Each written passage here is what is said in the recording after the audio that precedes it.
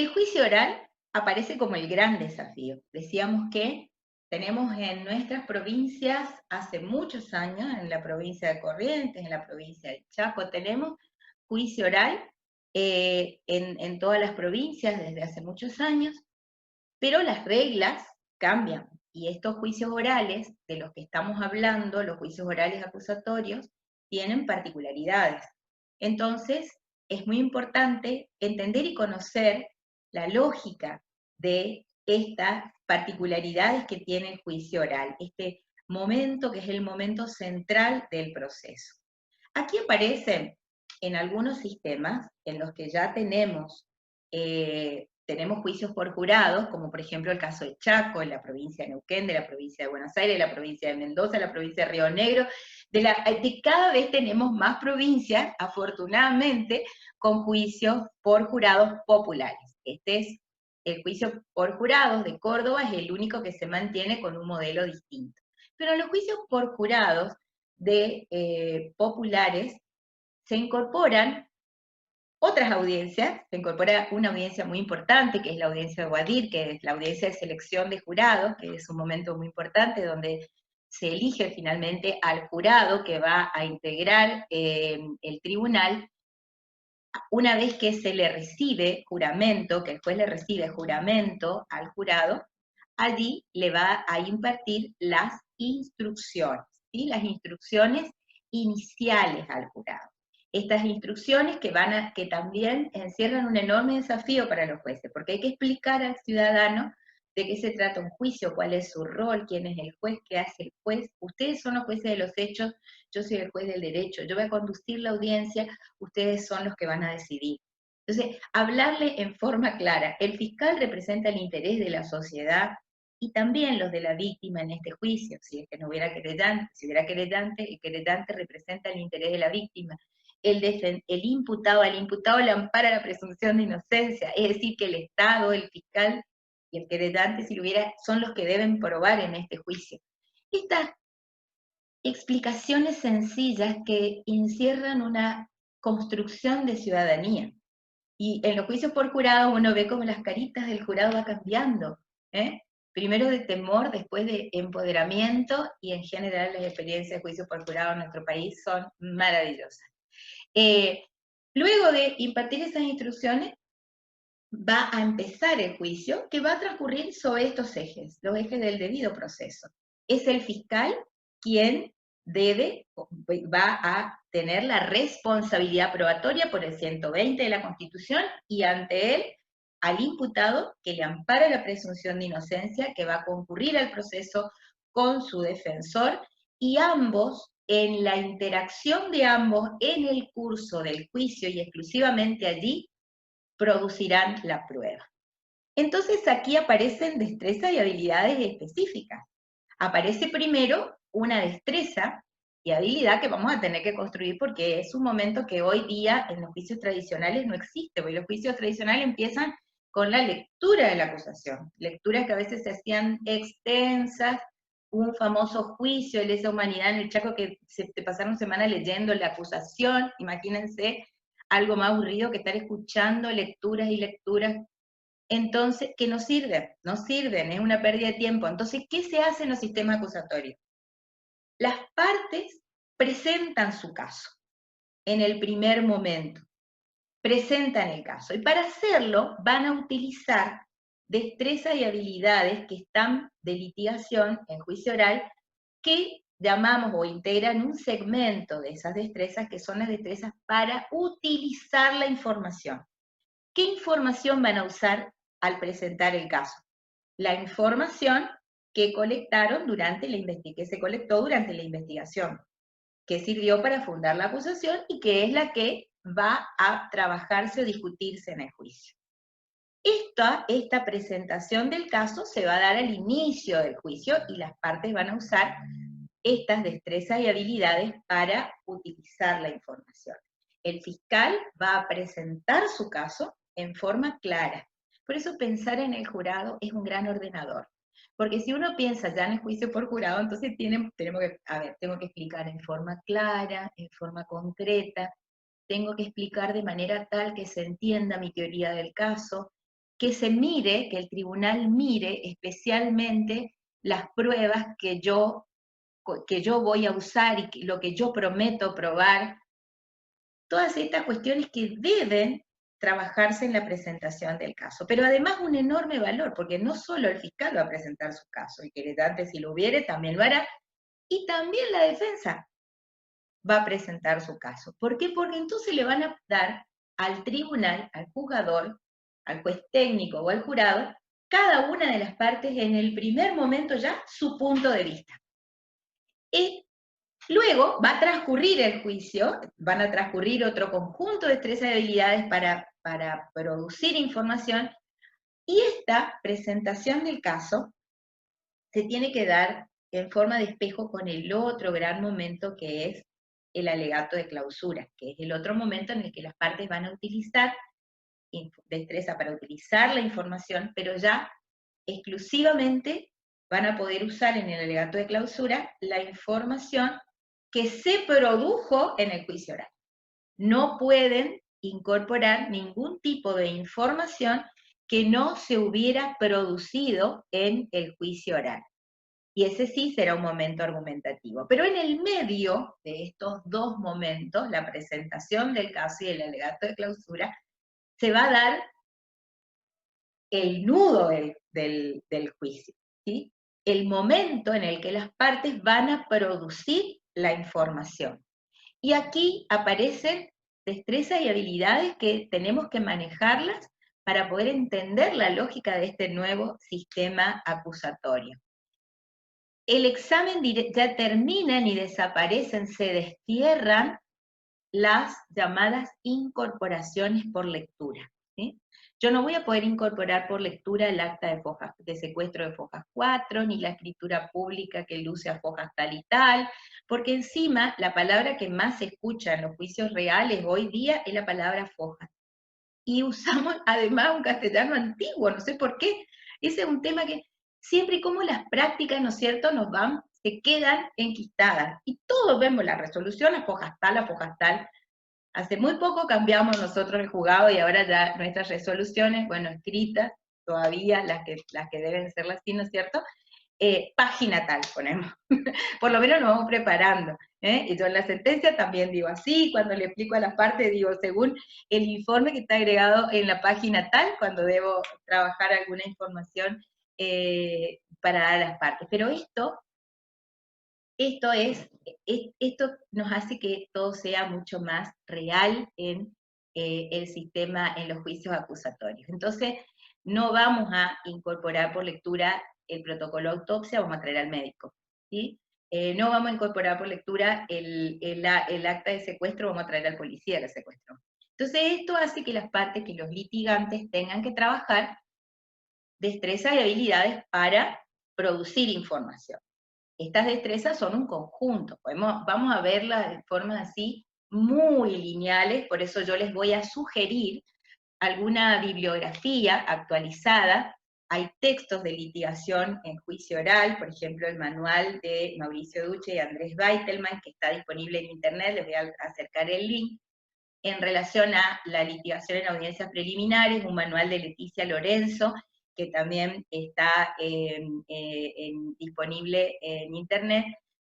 Hay un libro bastante nuevito de Ileana Ilanud, que es sobre audiencias preliminares, de la colección Didot, y cada una de estas destrezas, destrezas también tienen en estos libros de la colección Didot, que están dirigidas por Alberto Binder, trabaja cada una de estas destrezas y habilidades. Entonces, les voy a mandar con el material como para que puedan tener, para que quien le interese, alguna información adicional.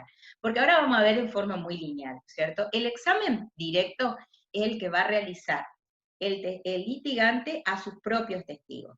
El litigante va a tener que producir información y la única manera de producir información va a ser a través de sus testigos y peritos. Es decir, estos testigos y peritos que se propusieron en la audiencia de control tendrán que venir a el juicio. En el orden que el litigante decida, irá llamando a estos testigos para realizar el examen directo. primero los va a acreditar para que el tribunal sepa quiénes son, y también lo va a acreditar desde una posición mucho más real, es decir, acá terminan los clichés, usted es amigo íntimo, enemigo, deudor, acreedor, todas esas, que no son en realidad determinantes, ¿sí? Algunas cuestiones puntuales que a mí me interesa remarcar para dar credibilidad al testigo, y si se trata de un examen a un perito, con mayor razón, tengo que acreditarlo, porque tengo que acreditar la experticia de esta persona a quien traigo para que me dé una opinión de otra área de conocimiento.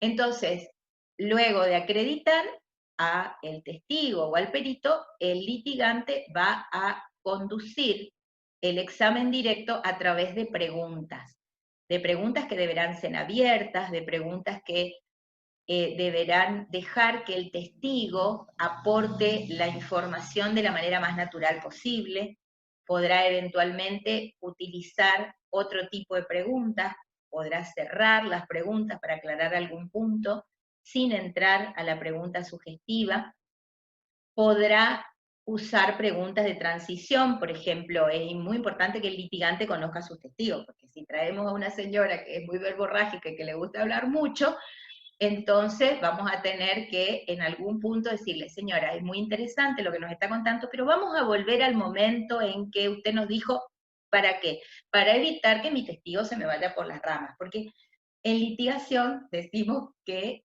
el dicho, lo que abunda no daña, es al revés. O sea, acá lo que abunda daña, porque distrae, porque hace perder de vista la teoría del caso, y tenemos que ir a lo puntual, ¿sí? En lo posible, el litigante tiene que lograr que el testigo nos haga un relato ordenado, cronológico, de todo lo que pudo percibir. Y tengo que aprovechar para preguntarle todo lo que necesito. Por eso mi teoría del caso nuevamente va a ser mi hoja de ruta, porque todo lo que yo haga va a estar siendo observado por la contraparte, que inmediatamente después va a tener la posibilidad de contraexaminar. Y digo la posibilidad porque puede ocurrir que no quiera contraexaminar, porque el contraexamen implica una decisión estratégica. Y cuando uno entra a contraexaminar, tiene que tener objetivos muy puntuales. Yo no me voy a contraexaminar para repetir el examen directo, porque si hago eso voy a reforzar las proposiciones fácticas de la otra parte. Entonces, lo que yo tengo que hacer en el contraexamen es marcar, tengo que preparar muy bien sobre información segura, sobre una declaración previa del testigo o del perito, los temas o los capítulos respecto de los cuales yo voy a contraexaminar. Y como el contraexamen va a ejecutar el litigante que no ofreció al testigo, que es ese testigo va a ser amigable a la contraparte, pero a mi parte normalmente va a ser un testigo hostil. Por lo tanto, está habilitado en el contraexamen el uso de las preguntas sugestivas. Eso fue todo un debate en su momento, cuando apareció los primeros debates en América Latina del tema, pero ¿cómo? Si siempre decían, no están permitidas las preguntas indicativas, sugestivas ni capciosas, como la sugestiva tampoco.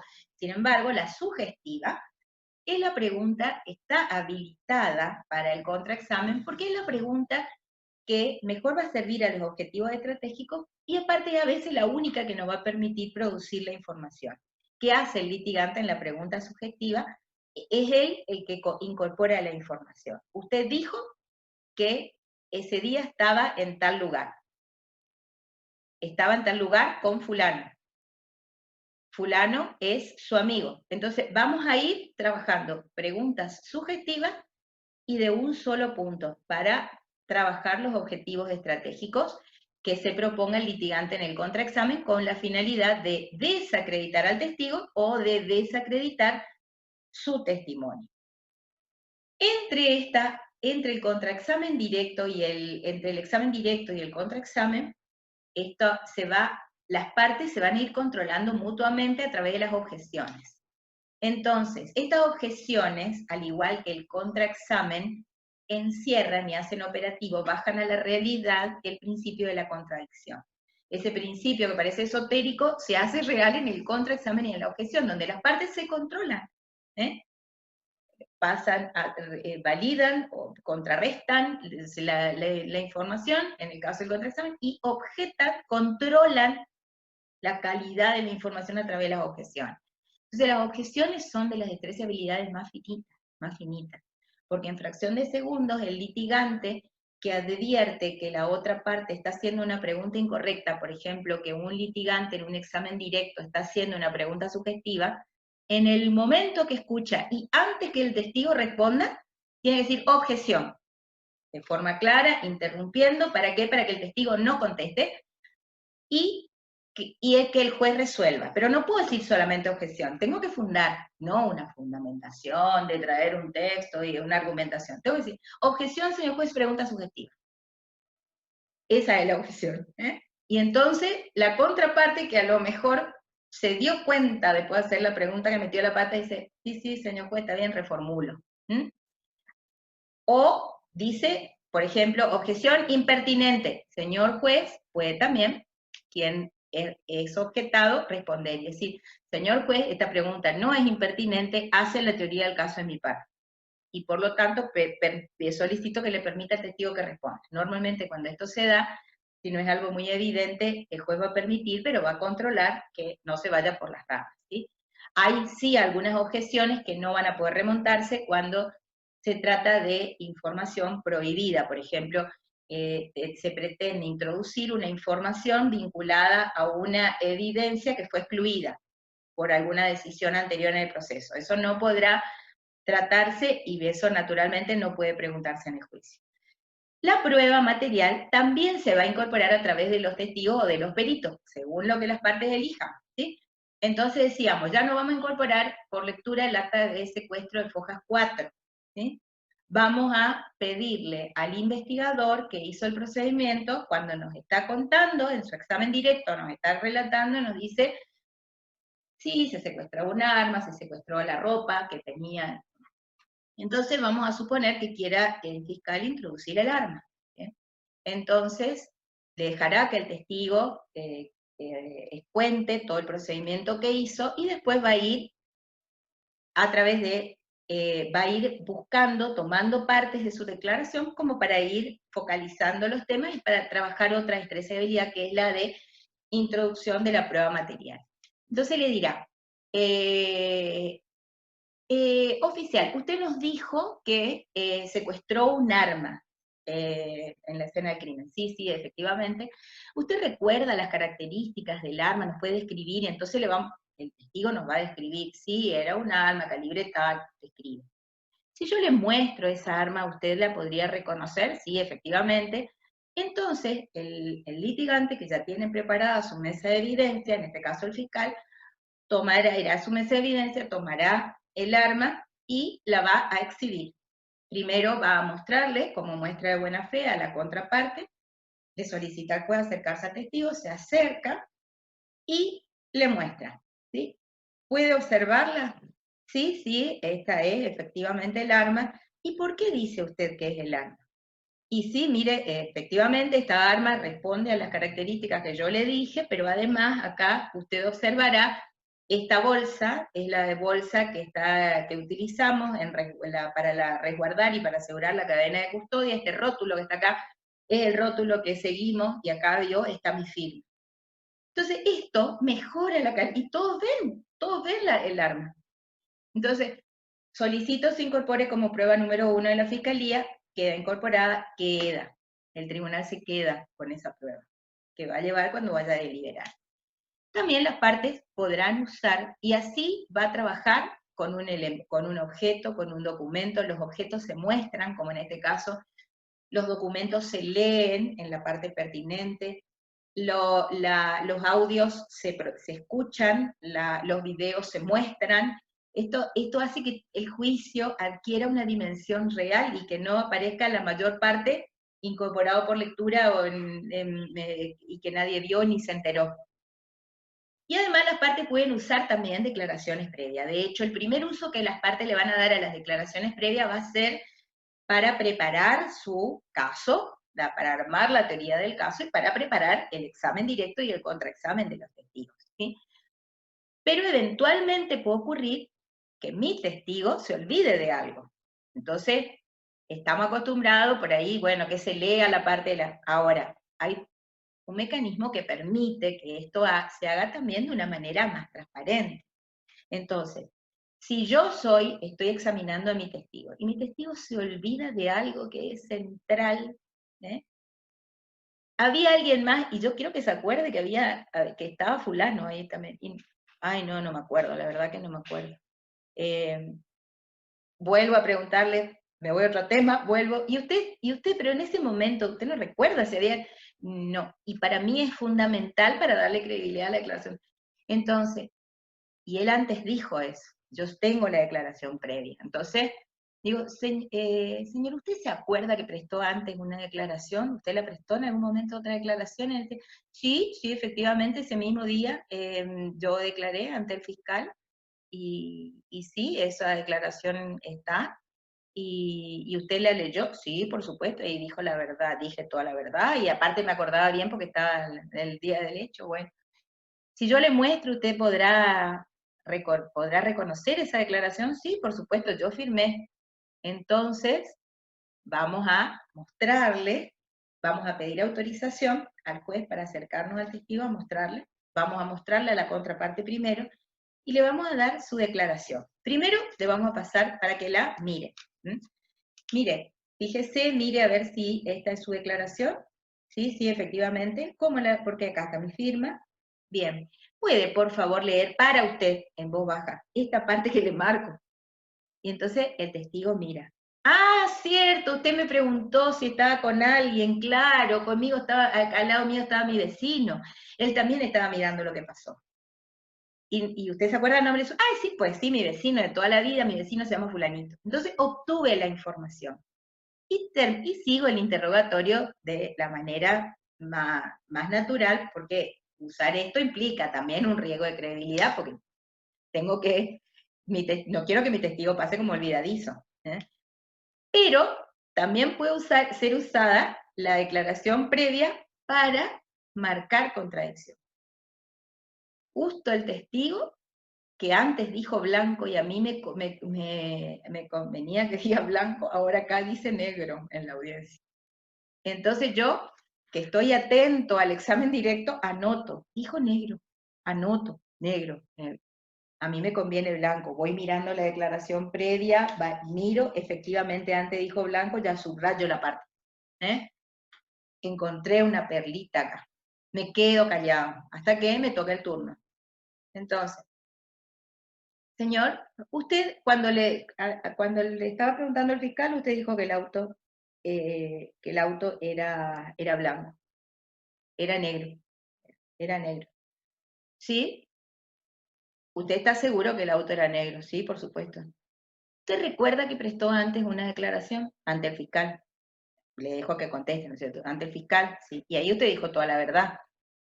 A usted le mostraron la declaración. Ahí yo estoy contraexaminando para usar las preguntas subjetivas. Si yo le muestro esa declaración, naturalmente usted la podrá reconocer. Sí, por supuesto. Hago el mismo procedimiento de mostrar la contraparte, de señalar la parte, y entonces me acerco y le digo, esta es, sí, efectivamente, acá está mi firma, bien. Por favor, lea usted en voz alta esta parte. El auto era blanco. El auto era blanco. Y me quedo. Ahí también hay que cuidarse, porque cuando uno encuentra una de estas perlitas, tiene las ganas de, usted no dijo que era blanco, ahora no dice que era negro, nada, calladito. Me guardo esa perlita para cuando alegue, para el alegato de clausura. El alegato de clausura va a ser el gran momento argumentativo, el único y gran momento argumentativo. Ahí las partes van a tener que explicar todo van a explicar su teoría del caso completa.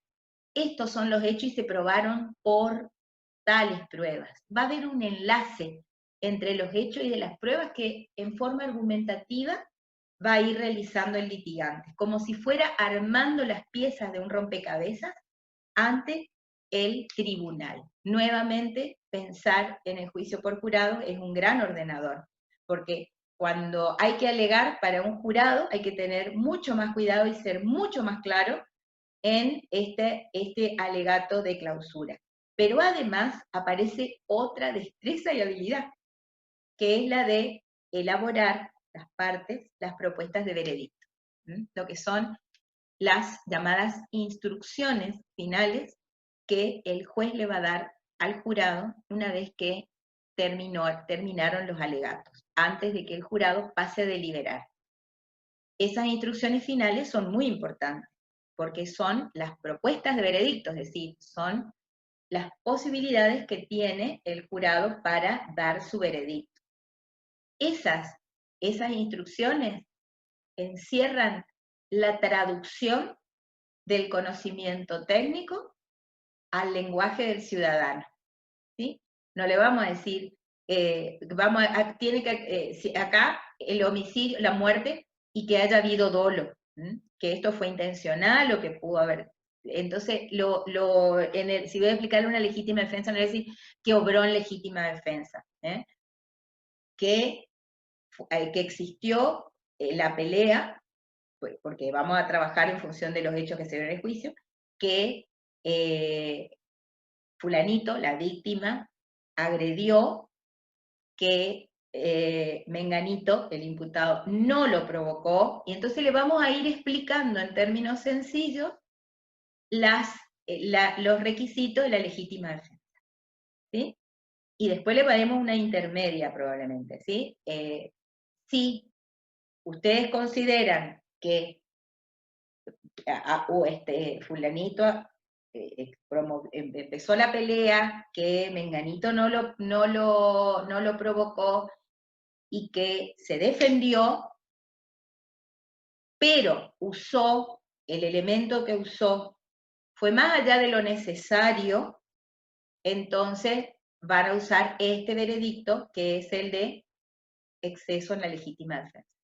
Entonces, todas estas propuestas tienen que estar claras y se las dan al jurado, y esas propuestas de veredicto el jurado se lleva para deliberar. Y una vez que el jurado delibera en una sesión secreta en ese recinto que es la expresión de la ciudadanía, el presidente del jurado va a pasar y va a dar el veredicto. Solamente el jurado se expide en relación a los hechos, no determina la pena. Solamente en relación a los hechos sobre la base del veredicto. Cuando el veredicto es condenatorio, entonces se fija una audiencia donde se discute la pena. Por eso es lo que hablamos de la cesura del juicio, la división del juicio. Un momento en el que se va a discutir exclusivamente la pena. Y esto es otro enorme salto de calidad de los nuevos sistemas de justicia, porque la decisión entre 8 y 25 años hay una diferencia enorme. Entonces es importante determinar la pena justa. Y eso se puede trabajar y discutir solamente dentro de ese marco de la cesura. Un fallo muy reciente, muy novedoso, que me comentaba una defensora oficial, la doctora Patricia Barbi, de un fallo muy nuevito del Superior Tribunal de Justicia de la provincia, donde la doctora, justamente uno de los puntos de impugnación había sido este tema de las cuestiones vinculadas a la pena, y decía dentro de su argumentación que sería bueno que se pudiera empezar a aplicar esta división de juicio que ya está en el nuevo Código Procesal Penal, y el Superior Tribunal, como una recomendación, establece que esto sería posible. Esto abre una enorme posibilidad de trabajar aún antes de que concluya el proceso de implementación en la cesura, la división del juicio, lo que mejora también la calidad del debate en relación a este tema puntual. Y finalmente, con estos elementos se integra la sentencia.